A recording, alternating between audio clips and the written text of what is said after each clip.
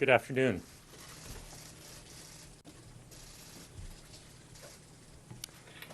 Let me start by reiterating that I'm pleased that the New York prosecution is going forward. They brought these charges based on new evidence against Jeffrey Epstein, who is now a registered sex offender, and this is a very, very good thing.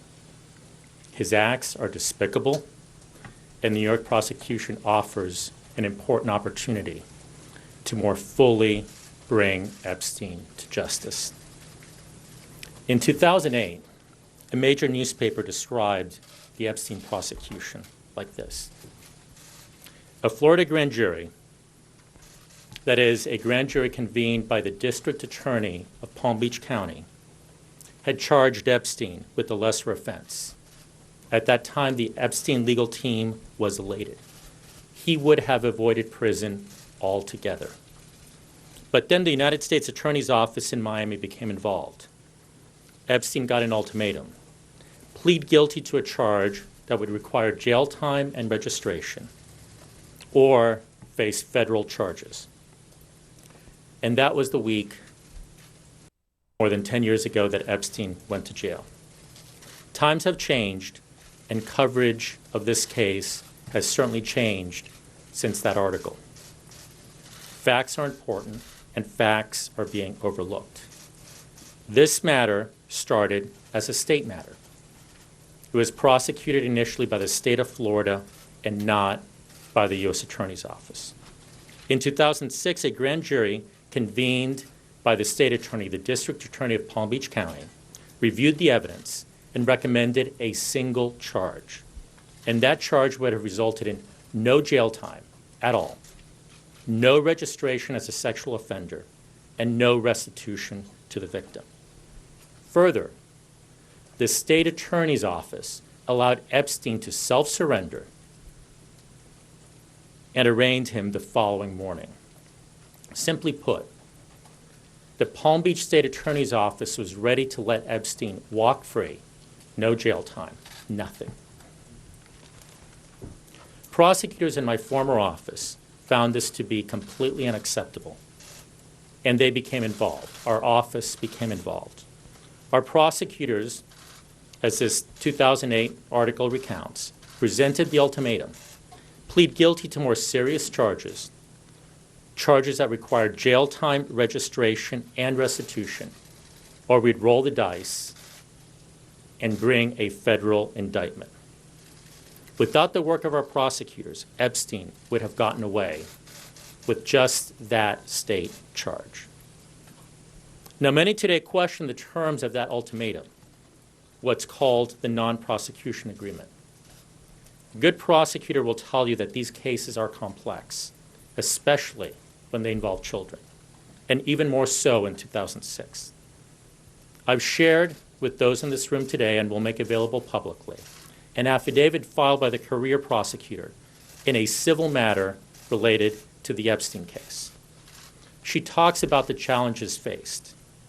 She talks about the victims being scared and traumatized, refusing to testify, and how some victims actually exonerated Epstein.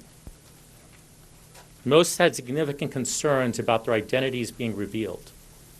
The acts that they had faced were horrible, and they didn't want people to know about them.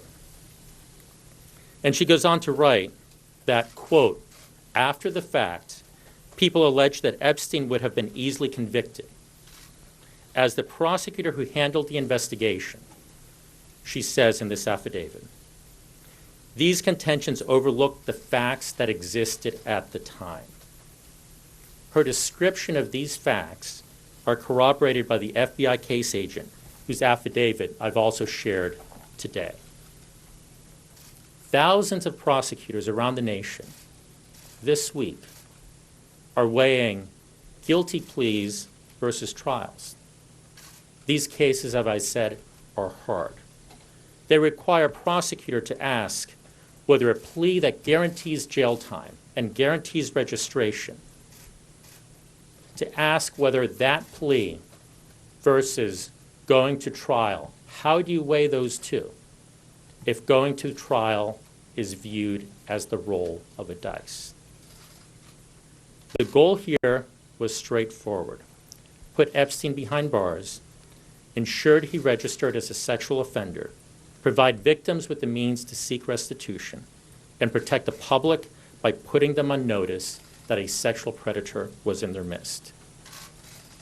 This case, people have said, was unusual. And it was. It was complicated by the fact that this matter started as a state investigation. A state grand jury brought that single, completely unacceptable charge. A state official allowed Epstein to self-surrender. And so it is unusual because it's unusual for a federal prosecutor to intervene in a state matter such as this. We've seen cases recently, different set of facts, different. I don't want anyone to say I'm comparing these cases, but we've seen other cases where state prosecutors let folks go with no sentence and people shake their heads. In this case, the federal office intervened before the plea was taken and said, stop. Because if that plea is taken at the state level, you're going to face serious federal issues. Today, we know a lot more about how victims' trauma impacts their testimony. And this, too, is important. Our juries are more accepting of contradictory statements, understanding that trauma-impacted memories work differently. And today, our judges do not allow victim shaming by defense attorneys. I have viewed the victim interviews. They're hard to watch because I know that my former colleagues, the men and women of my office, wanted to help them. I wanted to help them. That is why we intervened. And that's what the prosecutors of my office did. They insisted that he go to jail and put the world on notice that he was and is a sexual predator.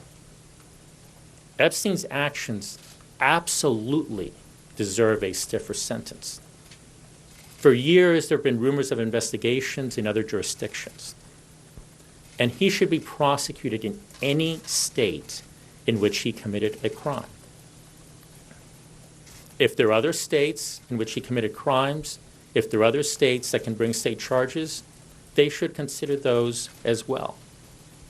And so I absolutely welcome this New York prosecution. It is the absolutely right thing to do, and I'm happy to take questions. Eric Morath. How would you describe your relationship with the president? Do you feel that the news, the cycle here with Epstein is changing that? My relationship with the president's outstanding. He has, I think, very publicly made clear that I've got his support. He spoke yesterday in the Oval Office. He and I have spoken. Let me add, I keep reading about articles about my relationship with me and Mr. Mulvaney. And he called me this morning to say, if asked, that our relationship is excellent too, and that any articles to the contrary are, in his words, BS. And so I'm here, I'm defending this case, that's my job. Tom Yamas, ABC News. Secretary, a lot of people are watching this news conference, including several young women who say they were teenagers when Jeffrey Epstein sexually assaulted them. They say they went to you looking for help, and they didn't hear back from you until it was too late. Do you owe them an apology?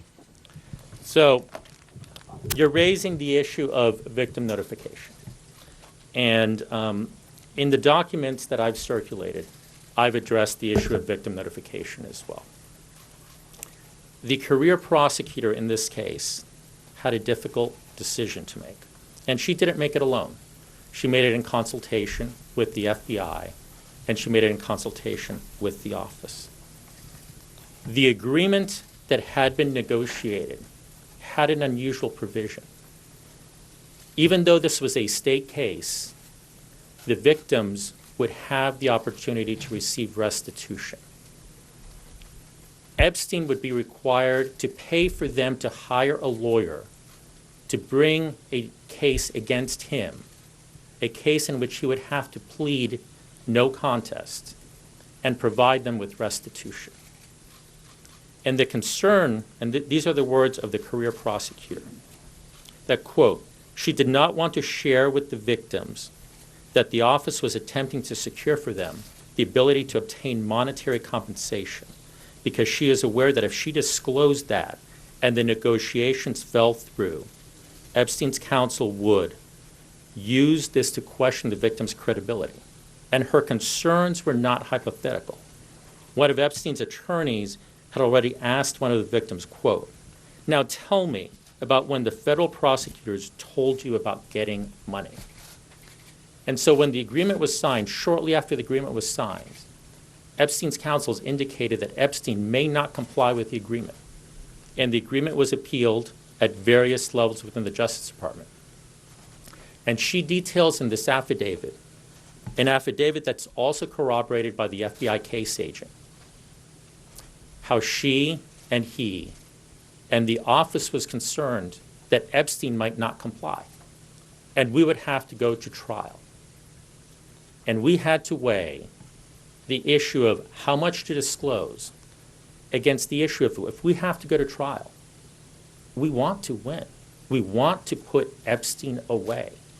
And talking about this would allow him to make the argument at trial that their testimony was compromised. And so when it was finally clear that Epstein would comply with the agreement, she talks about how she made efforts to notify the victims, how that was a Friday afternoon at 4:15, and that she learned that the state had scheduled the plea for 8:30 the following Monday. And she talks about how over the weekend she made every effort to notify the victims at that time. But then why did the judge rule you violated the rights? The judge ruled you violated the rights. Thank you, Mr. Secretary. Earlier you described the approach you took in negotiating this deal as an ultimatum to Mr. Epstein. And I wanted to draw your attention to APA standards for prosecutors, standard 3-4.3, which says a prosecutor should seek or file criminal charges only if the prosecutor reasonably believes the charges are supported by probable cause, that the admissible evidence will be sufficient to support conviction beyond a reasonable doubt, and that the decision to charge is in the interest of justice.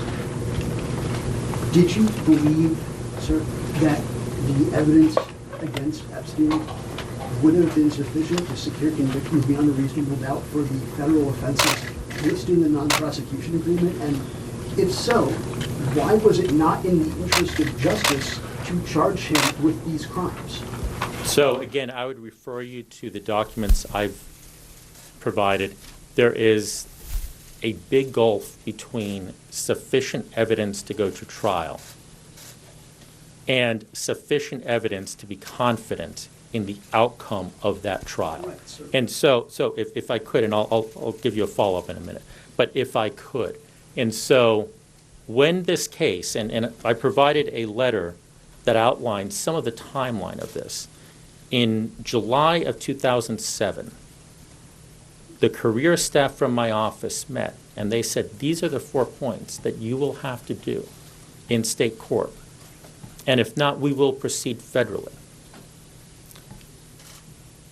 They were very serious that they would proceed federally. That does not mean that they were confident in the final outcome. And one of the tough questions in these cases, what is the value of a secured guilty plea with registration versus rolling the dice? And I know that in 2019, looking back on 2008, things may look different. But this was the judgment of prosecutors with dozens of years of experience. If you look through that letter, you'll see this was not a single person making those decisions. We wanted to follow up. So, respectfully, sir, you described what would happen if Epstein rejected the deal as you would roll the dice. with charges. And I understand that you're saying now that it's never a slam dunk, but it seems like you're making this out to be a case in which you held the possibility of a federal indictment over the head of Mr. Epstein to get him to plead to a lesser crime, and that in and of itself is against the ABA standards. I do not think that the office violated the ABA standards by negotiating strongly and forcefully. Sir. So standing here today, are you basically saying that you feel that you did everything you could, you got the best deal you could get, and you have no regrets? We believe that we proceeded appropriately, that based on the evidence, and not just my opinion, but I've shared the affidavit, based on the evidence, there was value to getting a guilty plea and having him register. Look, no regrets is a very hard question. At my confirmation hearing, I was asked a similar question, and one of the issues that I raised is we expect a lot more transparency today. As you watch these victim interviews, it's very obvious that the victims feel that this was not a sufficient outcome. These victims were traumatized. We can't begin to understand what they went through. And they look at this and they say, but why? And so you always look back and you say, what if?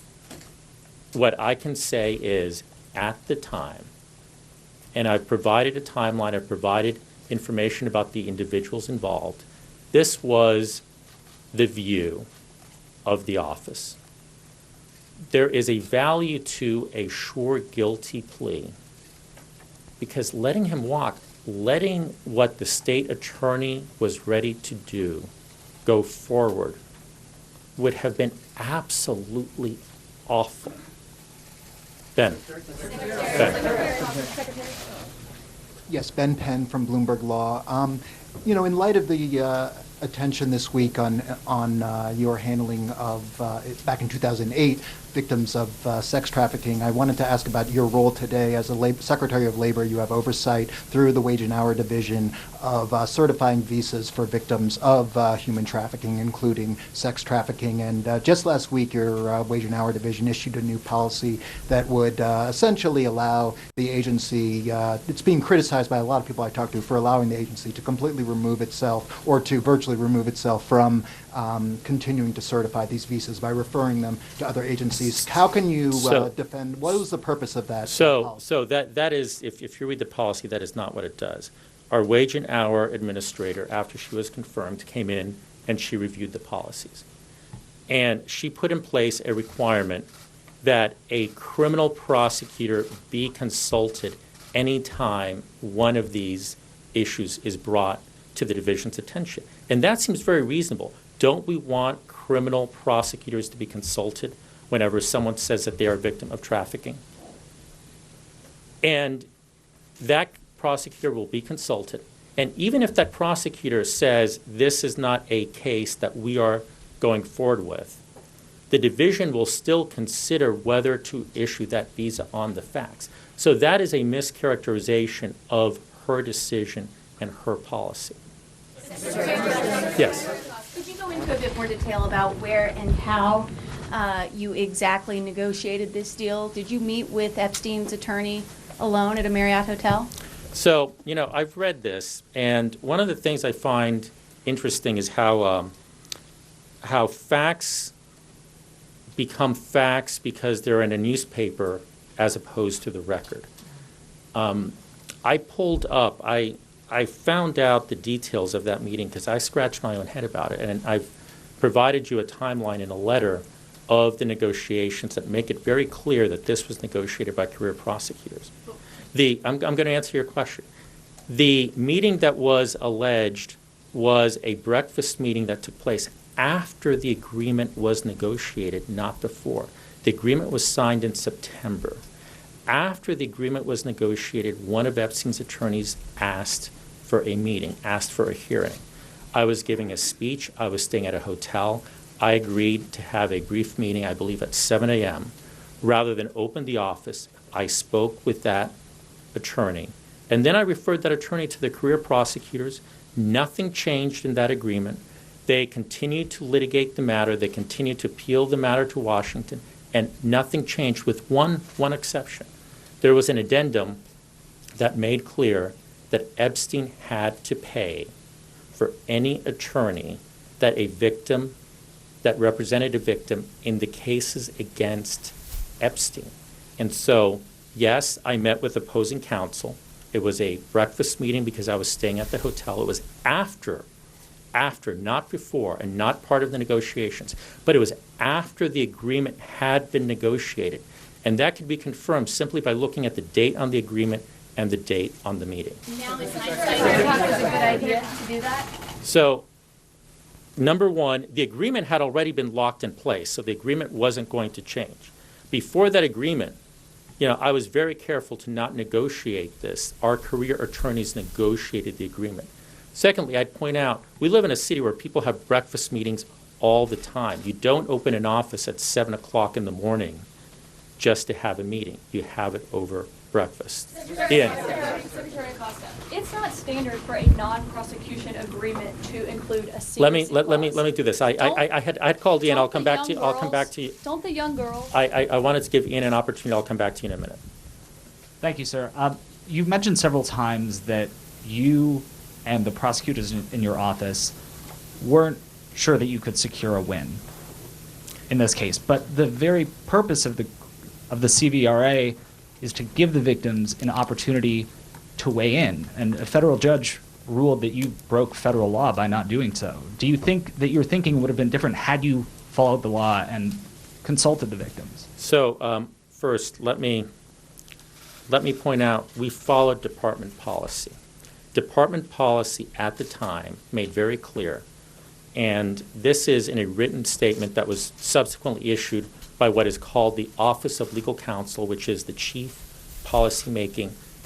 legal arm of the Department of Justice, that these situations with non-prosecution agreements are not covered by the CVRA at the time because the CVRA, according to department policy, does not attach until a case is actually brought. Now, I understand that the judge had a different view, and I understand that the judge's view was that department policy did not comply with the law. And that's the way our system works. Our system works in that a judge can say what the department policy is not consistent with the law. Now, let me also point out, since then, a few years ago, Congress amended the CVRA, and Congress amended it explicitly to say that non-prosecution agreements would be, in fact, covered. And that is a good thing. As I said at my confirmation hearing, we expect a lot more transparency. If we had had more transparency, perhaps this case would have gone differently. I've laid out the reasons why there were concerns about providing all the details to the victims before Epstein pled. But the Department of Justice has been very clear throughout multiple presidential administrations, throughout multiple attorneys general, that the department's position is that there was no violation of the law. Yes, Would you make I'm this sorry, same? your name and who you're with? I'm Caitlin Collins for CNN. Yeah. Would you make this same agreement today? So these questions are always very difficult because we now have 12 years of knowledge and hindsight, and we live in a very different world. Today's world treats victims very, very differently. Today's world does not allow some of the victim shaming that could have taken place at trial 12 years ago. Today's world understands that when interviewing victims, when eliciting testimony, that testimony can be sometimes contradictory, that memories are difficult. And so I don't think we can say, take a case that is this old and fully know how it would play out today. But these victims say you failed them. I understand what the victims say, and I'm not here to try to say that I can stand in their shoes or that I can address their concerns. I'm here to say we did what we did because we wanted to see Epstein go to jail. He needed to go to jail. But he was out of jail before He some of the needed, victims he even needed, found out about this agreement. he needed to go to jail. And that was the focus. John Fund. John? John? Mr. Secretary, can I ask you a question about the Office of Yes. Professional Hi, Peter Responsibility? Alexander from NBC. Yeah. To be clear, dozens of girls were allegedly molested. Why didn't you just keep investigating? And then a follow-up. So the victims of which we were aware were part of this, and under the agreement in the Southern District of Florida,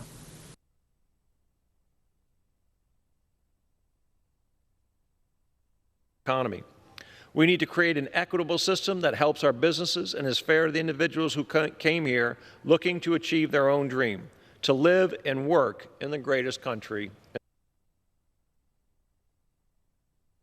as we saw in New York, investigations could certainly and obviously have proceeded in other districts. On the follow-up, how can you be trusted to enforce human trafficking laws as Secretary of Labor, given your history with this case?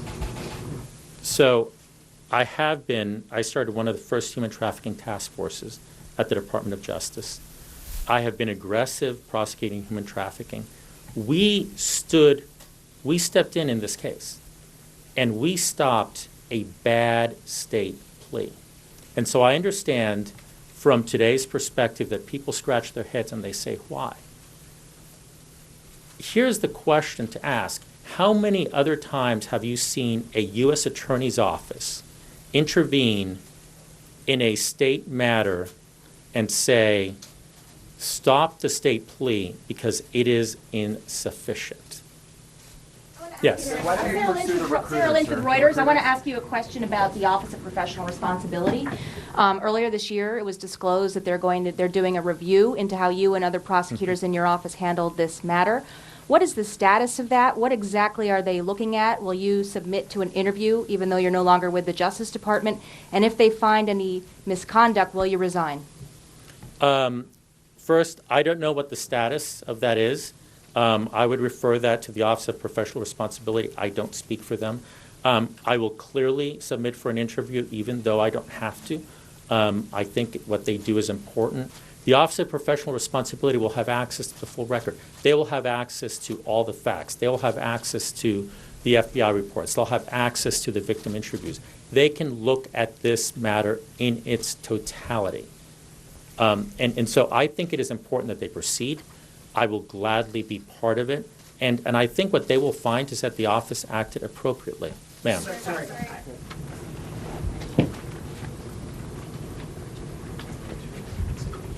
Secretary. Hi, How are Secretary you? Acosta. It's Yamiche Shelsender with PBS NewsHour. As Labor Secretary, you've tried repeatedly to cut a program that deals with human trafficking in the Labor Department by up to 80%, going before Congress advocating for that.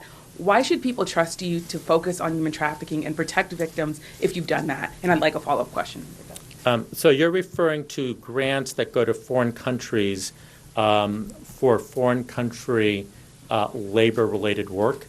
As part of the budget every year, those grants have been removed, as have other grants for foreign countries. And let me just add, as part of the budget every year, those grants are put right back in by Congress. This is what happens in Washington, and I fully suspect that those grants will remain in this year. Your follow-up.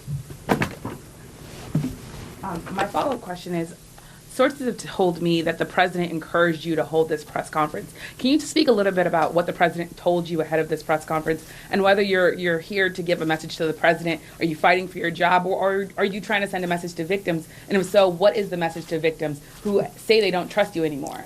So first, I'm not about to talk about conversations with the president, and I'm not here to send any signal to the president. I think it's important. A lot of questions were raised, and this has reached the point that I think it's important to have a public hearing. I think it's important that these questions be asked and answered. And as to a message to the victims, the message is you need to come forward. I heard this morning that another victim came forward and made horrendous allegations. Allegations that should never happen to any woman, much less a young girl. And as victims come forward, these cases can be brought, and they can be brought by the federal government, they can be brought by state attorneys, and they will be brought. We have seen in the last few years cases brought against individuals that got away with things for well over a decade. And it's important to realize that people were getting away with these. People were not going to jail at all. And we're aware of those high-profile cases, and we've seen as victims come forward how the justice system deals with them. And so the message to victims is come forward. Sir. Mr. Secretary. Let me take a few more. Hi, Mr. Secretary. Richard Madden, CTV. You just said victims need to come. I'm sorry, Richard? Madden with CTV television. Yeah. You just said a moment ago the victims should come forward, but you still haven't offered an apology to them. Why is that? So the victims should come forward because the justice system needs to hear from them. And what the victims went through is horrific. What the victims continue to go through is horrific. I've seen these videos. I've seen the interviews. I've seen the interviews on television of these victims and their stories. And so it's hard. But I also think it's important that we understand that the men and women of my office, going back to 2006 and 2007 and 2008, have spent their career prosecuting these types of cases. And in their heart, in our heart, we were trying to do the right thing for these victims. And so this is horrific. This is awful. Each one of these cases is just devastating and saddening. But I also think it's important to realize that the prosecutors were trying to do the right thing. Sir. Yeah, Jeff Earl from Daily Mail. How are you? Are you aware of alleged obstruction of justice by Mr. Epstein? It seemed to have been mentioned in a note in a bail memo by New York prosecutors. And did he take efforts to intimidate prosecutors? And if he did, or harass witnesses, tamper witnesses, if he did that, why would he get what's been called a sweetheart deal? I can't comment on the New York case. That would not be appropriate. Were you aware Sir. of it in Florida? I'm talking about it in Florida. Did he obstruct justice? Sir, of witnesses? there is a pending New York case in New York. I can't comment. Sir. I'm curious, who at Maine Justice, Neil McCabe, One American News, who at Maine Justice reviewed this case or your decision, and did you have any interaction with Robert Mueller at the time? So I shared a letter that I wrote to one of Epstein's defense attorneys, and I shared that letter in part because it shows much of the timeline. It shows how initially the meetings that took place were between in July, between the first assistant, the criminal chief, the Palm Beach office chief, and the line attorney and 2 FBI agents with Epstein's attorneys.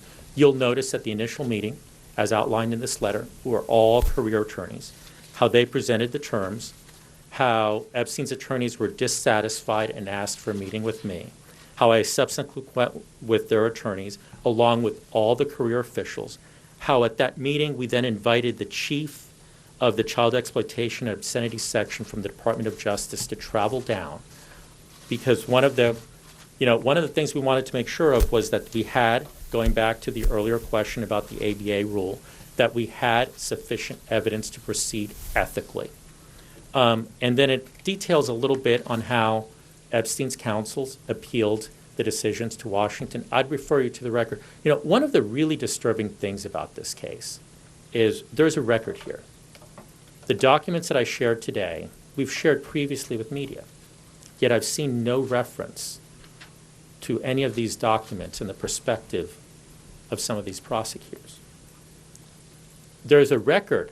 All these documents are publicly available and could have been pulled up by anyone in this room. And so, there is a record that will, I wasn't at Maine Justice. I do not have a full list of the individuals that reviewed this matter at Maine Justice. I can tell you the individuals referenced in this letter. And I would refer you to the record because this was 12 years ago. I do not have a full list of the individuals that reviewed this at Maine Justice. Well, as the record makes clear, individuals from Maine Justice were involved fairly early on and were certainly aware of it. And I think if you look at the record, it will become clear that our decisions were appealed again and again to Maine Justice. Sir. Kadam Shiver from the Financial Times. So the deal that you negotiated resulted in two things. One is that the case ended with Mr. Epstein pleading to state prosecution charges, and another thing that it did was that it immunized his co-conspirators. So two questions. Did you consider his victims in that case to be prostitutes, and why did you immunize his co-conspirators? So the answer to were the victims prostitutes? No. Victims, they were victims. End of story. They were victims. The second part of that is the purpose in this case was to bring Epstein to jail, to put him behind bars.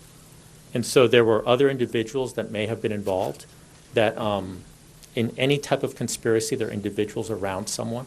The focus really is on the top player, and that's where our focus appropriately was. Let me also say something, because a lot has been said about this 13-month. When we proceeded, the expectation was that it would be an 18-month sentence, and the expectation was that it would be served in jail. And so this work release was complete BS. And I've been on record as far back as 2011 saying that it was not what was bargained for and it was not what we expected. But this was a state court plea, and because it was a state court plea, the terms of confinement were under the jurisdiction of the state of Florida. And so the outrage over that 13-month, getting to leave jail is entirely appropriate. When we entered into this, I at least, fully thought that he would be spending the time in jail. That's what we mean by someone going to jail. Secretary. Sir, if I can get, Linda Contreras from Telemundo Network, if I can get a brief statement in Spanish, I would really appreciate it. I'll tell you what, if you answer if you ask me a question in Spanish, I will answer in Spanish. Is that fair? I was trying to get a brief statement, so that I could go over with what everyone already said. So. Déjame un minuto. Nuestros fiscales en este asunto querían que este señor fuera a la cárcel. Era increíble e importante que él fuera a la cárcel, porque eso es donde él tenía que estar. Y poner todas las otras personas en el país en notice que él era un hombre muy malo, que él era un predador sexual. Y por eso es que hicimos este asunto. ¿Debería usted disculparse con ellos? ¿Con las víctimas? ¿Perdón? ¿Debería usted disculparse con las víctimas? Muchos de los colegas han hecho esa pregunta. Las víctimas han sufrido mucho en este asunto. Y yo he mirado algunos de los interviews, ayúdame, de las entrevistas. Y es un asunto muy, muy difícil.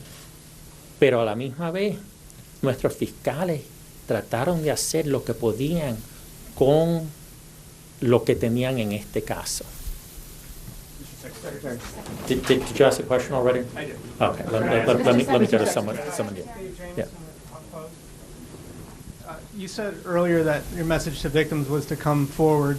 What's your message specifically to those who did come forward and felt let down by you?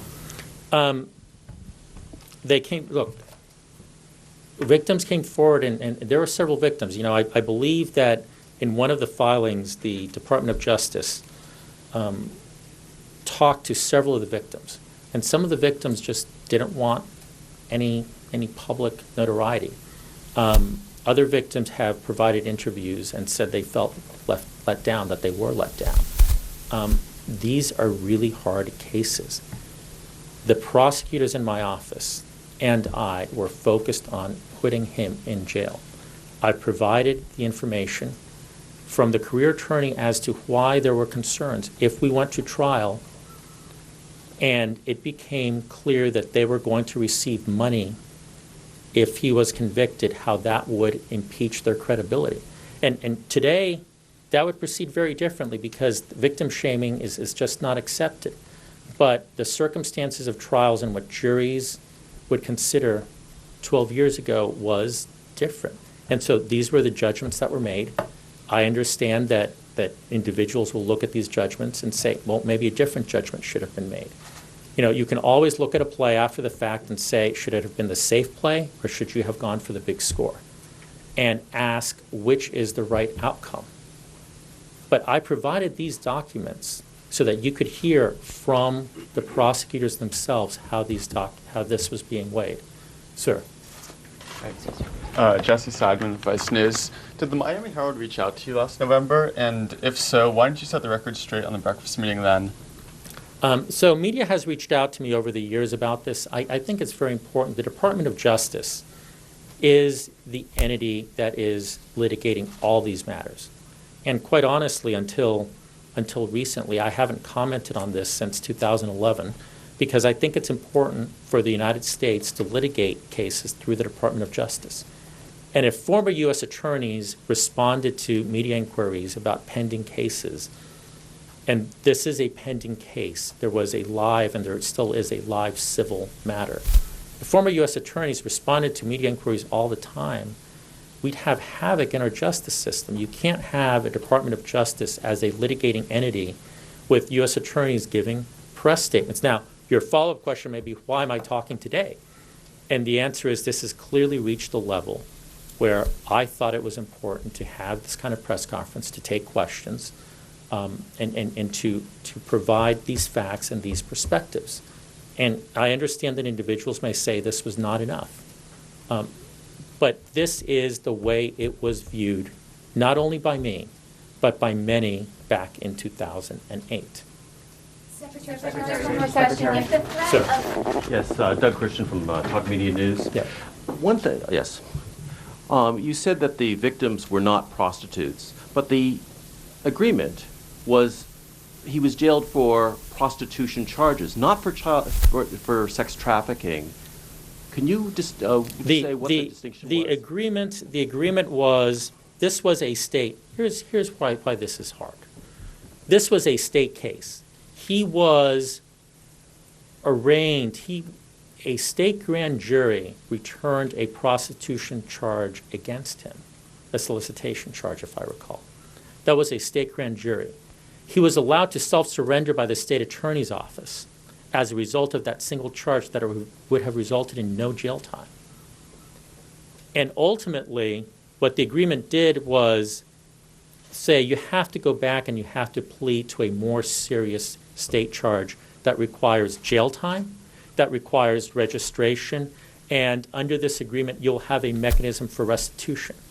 But the agreement itself, ultimately, the state of Florida and the state attorney's office in Florida is a separate sovereign. The U.S. attorney does not determine how those offices run themselves or what charges they bring. I do not consider the victims prostitutes. I think that is insulting to them. These were victims. They were not just women victims, they were children victims. Secretary, Mr. Secretary, I'm Deborah Saunders with the Las Vegas Review-Journal. Since Mr. Epstein left jail, he's been a public figure. He's been a man about town. He hasn't seemed particularly contrite about what he did. What have you thought when you've seen him? What I've thought is I keep reading newspaper articles about pending investigations here or there. If someone does a Google search, they'll see that there were rumors of investigations going on for the last 10 years. And New York finally stood up and they took one of those investigations and they brought charges. And in all candor, I wish it would have happened. I'm glad to see that it's happening now. He's a bad man, and he needs to be put away. And based on additional allegations that I saw this morning, there are multiple jurisdictions, whether federal or state, that he's going to have to answer to. A few more questions. Yes. Alex Doherty with Miami Herald. I wanted to ask and follow up with your answer to the earlier question about the potential co-conspirators. Were you confident at the time that any potential additional co-conspirators didn't commit sexual abuses against underage girls like Epstein did, even if it may not have been at the same scale? Because some of those victims have accused others of doing similar acts to them. So let me see how I can address your question without running afoul of Department of Justice guidelines. If my office had been aware of individuals who committed acts such as sexual abuse, my office, it would not have been my position that those individuals should have been part of that kind of immunity. It's not even an immunity deal. Should not have been part of that paragraph. And so I know that there are a lot of rumors about who those individuals may or may not be. I think those rumors are misconstruing the acts of the office with respect to that particular paragraph. One more question. Richard Lardner from the Associated Press. Mr. Secretary, were you ever made aware at any point in your handling of this case if Mr. Epstein was an intelligence asset of some sort? So there has been reporting to that effect, and let me say there's been reporting to a lot of effects in this case, not just now but over the years, and again, I would hesitate to take this reporting as fact. This was a case that was brought by our office. It was brought based on the facts. And I look at that reporting and others. I can't address it directly because of our guidelines, but I can tell you that a lot of reporting is just going down rabbit holes. A few more questions. A few more questions. Have you asked a question yet? I have, but I got okay. How about that in front of you? Yes. Sorry, I'm trying to do a one question per person. Okay. Can I go ahead? Yeah. Hi, Katie Rogers with the New York Times. I'm just wondering what makes you so confident that the president is going to continue to have you serve. There have been several advisors of his who he stands up for initially, but you're about at the level where he has backed away before. So what makes you so confident? So, look, I am here to talk about this case. I'm doing my job. If at some point the president decides that I am not the best person to do this job, I respect that. That is his choice. I serve at the pleasure of the president.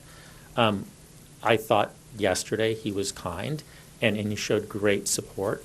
But we have to remember, we are here because we are part of an administration that is creating jobs, that is creating growth, that is really transforming our economy and focusing it on, the forgotten man and woman. And if at some point he says, look, you're not the right person for this right now, or you're standing in the way, I respect that.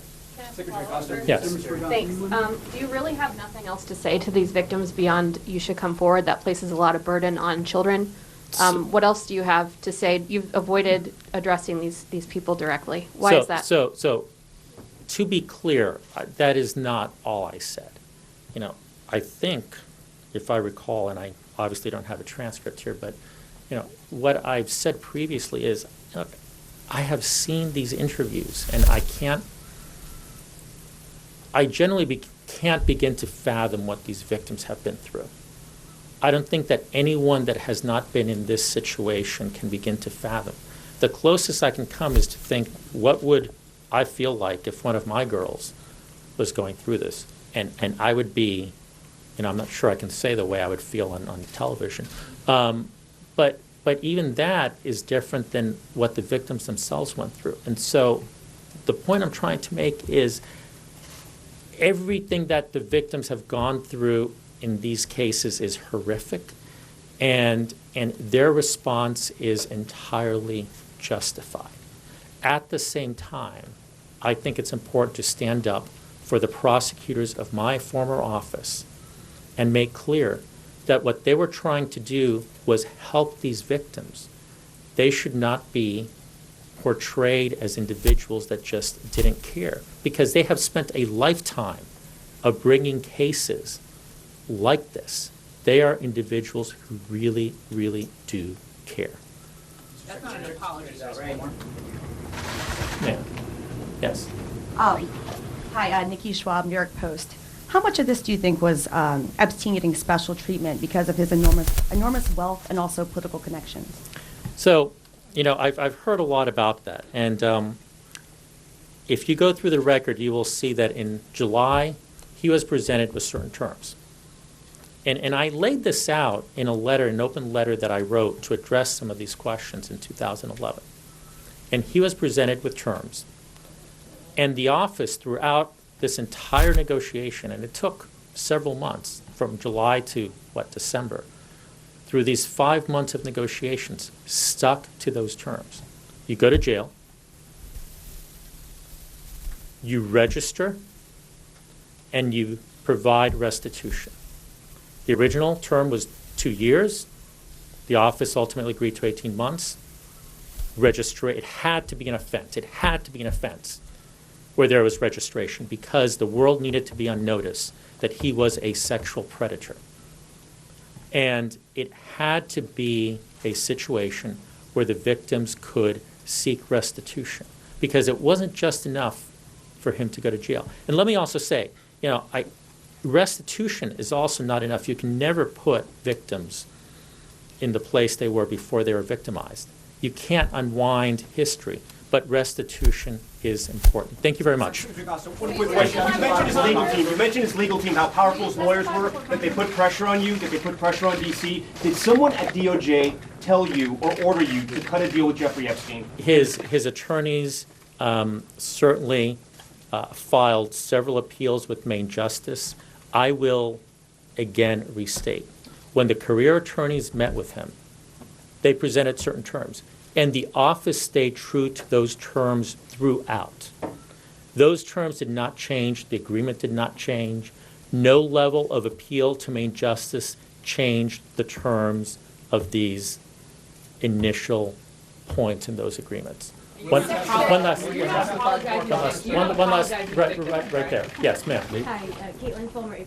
I just had a quick question for you. In the proposed remedies from Jane Doe 1 and 2, one of their requests is can they just meet with you? I know you're not apologizing today, but would you be willing to meet with them? That's a really good question. This is currently in litigation, and so I don't want to interfere with that litigation. But let me just say, I have monitored this litigation without, I haven't monitored day to day. I have never pulled the full record, but I have watched it. And I have seen what these victims have gone through. And whenever this litigation is concluded, I've always had an open door policy, and I've always welcomed the opportunity to sit down. And I think it'd be really healthy for prosecutors to sometimes circle back and really hear about what happened. Because we all have to learn. One of the questions that came up at my confirmation hearing was, what would you do differently? And I alluded to this. And I said the world is much more transparent. We expect a lot more from government. We are a less trusting society. We can wonder whether that's right or wrong, but we are a less trusting society today. In part because our culture expects transparency. And so to sit down and hear from victims how this impacted them, I think would be healthy for prosecutors generally. I can't commit in this particular case, it's in litigation, but I think that would be healthy for prosecutors generally. Thank you very much. All right, Alex Acosta, Labor Secretary, been up in the hot seat answering all kinds of questions for just over 50 minutes. Let's dive straight into analysis with you guys. Shimon Prokopez first is our justice reporter. Let's go back a couple chapters to the explanation he gave as far as what didn't happen down when he was a U.S. attorney in Florida some decade ago. So it sounded like he was saying the state wanted to let Jeffrey Epstein walk. It wasn't a slam dunk case. Roll of the dice to go to trial, so we did what we could. And we came in as kind of the heroes, right? Yeah. He was going to walk unless we came in and started threatening to bring charges. You heard a lot about him talk about rolling the dice, and lots of excuses here. You never hear him apologize. You never hear him have any kind of regrets. It's all of these excuses, blaming career prosecutors. I mean, there's no other way. He never said, I made this decision. It was my decision. Career prosecutors made this decision. Some of those prosecutors are still working in that office. And that's what you kept hearing from him. And the whole point here he keeps saying is we wanted to get him in jail. That is what we want. We wanted him to serve time, and we wanted him to register. In the end, what he's saying is this was a very difficult case. We weren't going to roll the dice. Given, he's not going to say this, but this goes through the mind of prosecutors. If you're going to do the right thing, you're going to stand up to power, you're going to stand up to the wealthy, and you're going to stand up to the connected. And what you see here is that did not happen in this case. His high-powered attorneys definitely had a role in this. They were meeting with Epstein, with Acosta. They were meeting with Department of Justice attorneys. They were complaining about the way the case was being handled. So all of that, in his mind, he's a political figure in all of this. This had to play a role in his head. And he said it. We weren't going to roll the dice. And they didn't. And they took the easy way out. They had a number of victims. There was no 36 victims. There was no reason for them to rush this Time case. served 11 months. Yeah. And now he faces 45 They had years. a team of FBI agents that could have kept working this case to build the evidence, to get more evidence. To me, the rolling the dice is what really stood out. What'd you think? Well, this was a press conference that demonstrated colossal prosecutorial irresponsibility. I mean, he's talking about rolling the dice. He didn't even pick up the dice. They didn't even start investigating this, as you've indicated. And by the way, court documents with respect to this very matter indicate that there were between 30 and 40 victims that the Justice Department and his office had access to at that point in time. Most of them were minors. Children. They were children. And when you have sex with a child, that's called rape in most jurisdictions, federally and even in a place like Florida, where he seems to characterize Florida as some place where in 2007 the rules were different. Herbert Hoover was not president in 2007. I think it was George W. Bush. The United States was not that different, and we took care of victims of sex crimes even in 2007. A responsible U.S. attorney wouldn't have walked away from this case.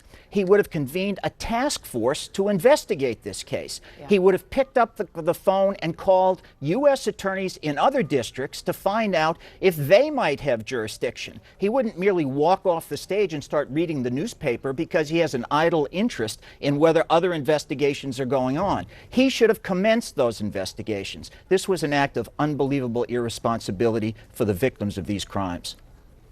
Well, I thought what was interesting about it was the way he was talking in this very passive voice, almost like, oh, if only I'd had some power. This was just, it's just so terrible that this happened and there's such victims and I can't imagine if this happened to one of my girls. Oh, I just wish something could have been done. Mm-hmm. And something could have been done. And the idea that there's this new evidence, but yet there were dozens of victims who'd come forward, there were flight manifests, there were witnesses, there was an indictment. It was like 53-page indictment, I think. Yep. So the idea that they didn't have information and evidence isn't really true. And also, they could have waited. They could have continued to gather more evidence if they felt like they didn't have enough of a case. So I felt like he was clearly trying to throw the career prosecutors under the bus and doing it in this way of saying, like, don't blame them. It's not their fault. And it's like, well, people aren't blaming them. They're blaming you. Right, and he's trying to deflect it on. He even had an excuse for why victims weren't notified of this plea. All we really heard was excuse after excuse after excuse, and that is just very troubling. And I know he was up there for almost an hour thinking he was doing himself a favor. I don't think anyone here thought he was doing himself any favors. I want to go to Florida because I want to hear from it. Was the Miami Herald that did all this extraordinary investigative reporting led by Julie Brown. And so Nancy Ankrum is the editorial page editor of the Miami Herald. And so, Nancy, I know we talked, was it yesterday, 2 days ago, but now that we have finally heard from, Alex Acosta himself, and I heard off the top, my producers told me you were watching and just shaking your head. What was your assessment? He did not do himself any favors here. Clearly, when your boss says, go out and address this, you go out and address this. What we heard was a man who was really true to himself. I cannot fault him for that. But he was remote, he was lawyerly, he was antiseptic, he got us into the weeds of this case, yet really failed to show the kind of compassion, the kind of introspection that I think would have really helped him here. What do you think, because the questions kept coming, would you apologize to these women? Would you meet with these women? And it seemed to be his stock response was, we need more of these victims to come forward. But I love your word, antiseptic. I mean, it just seems like, you just obviously felt like he was lacking. I mean, what message, if you're one of these women, and there was another woman who came forward today, what must they be thinking? They're thinking that they've got a longer road to hoe as far as finding justice specifically in Florida. And I think they have every reason to pitch their hopes on Jeffrey Berman, the U.S. attorney in New York, who has charged ahead with this. Based upon your own paper's reporting, did you hear any stark inaccuracies from Secretary Acosta? You know, it's really interesting. One thing that really made me raise my eyebrows was he talked about not having to contact the young women about this very lenient deal because it was not covered under the CVRA at the time. But then he also talked about how a career prosecutor tried to contact all of these women to tell them. But if you take a look at Julie Brown's excellent reporting, she unearthed emails between Acosta and Acosta's office and Epstein's attorney saying, thanks so much for agreeing not to share this agreement with the victims. Gloria Borger, let me just bring you in as well, because obviously our reporting ahead of this news conference was that the secretary did this at the urging of President Trump. You know, he was asked essentially, are you speaking up here to an audience of one? He said no. But when he was asked about his relationship with the president, he said, it's outstanding. Right. Well, what do you expect him to say, Brooke? He did this because the president wanted him to do this. He did not apologize because if you're a member of the Trump administration, you never apologize. You defend and deflect. And what we saw today, I think, was full of deflection. I mean, he started out by saying the Palm Beach State Attorney's Office was ready to let him walk free. And we came in and we were the good guys. And by the way, I had no idea about this work release issue after he was sentenced, that it was BS, but that's the state's fault. And then he didn't give us what all this new evidence is that suddenly he believes New York is dealing with. And also on this question of immunizing potential co-conspirators, you've got a lawyer there. I don't know what his answer was on that. Do you want to respond to that, Paul? You know, his defense in that area made no sense whatsoever. Right. There are lots of co-conspirators listed as being protected by the agreement, and why would you seek to immunize these people? And just going back also, the agreement also says that the victims were not to be notified of anything that went on. Now, it's one thing to say... Why not? Why not is the question. Why not? Go ahead, Gloria. Well, his answer was, well, we didn't want to notify them because Epstein's attorneys could use this against them if this were to proceed by saying, well, were you offered any money by Mr. Epstein? And then they'd have to say yes. That was the answer that he gave. But they were trying to cut a deal here, not go to court, right? Is that a salient Oh, you explanation? bet. Well, the job of a prosecutor in a criminal case is to seek a remedy within the criminal justice system, not to negotiate a money settlement in a civil case. He's forgotten what his role is as a criminal prosecutor. Were you going to say something? Well, and also they were doing everything they could to keep this from going public, right? They didn't want any notifications made to the press about this.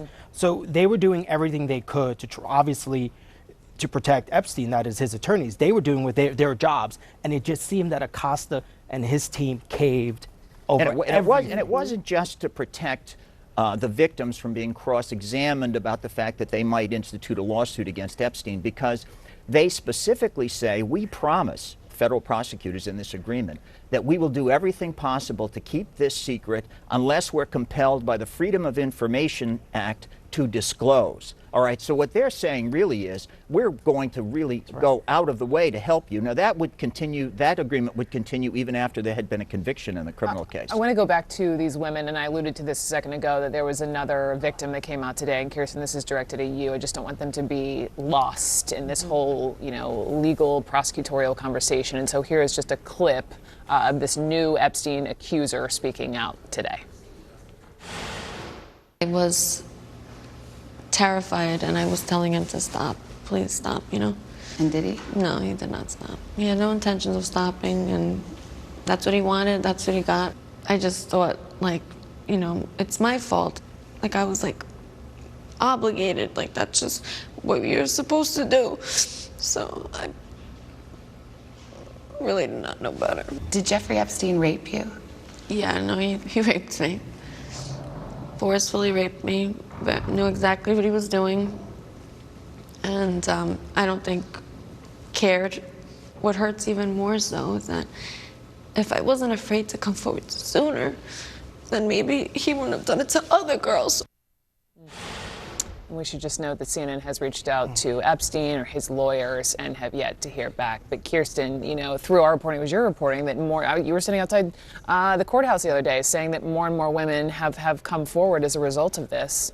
What would you say about all this? Yeah, I mean, he is a sexual predator, right? And they had to understand the kind of person that they were letting back out into the world, who was, capable of doing these horrific things. And again, Acosta's talking about this like, oh, well, the world was just so different back then. Like we're talking about the 1940s or something, not talking about 12 years ago.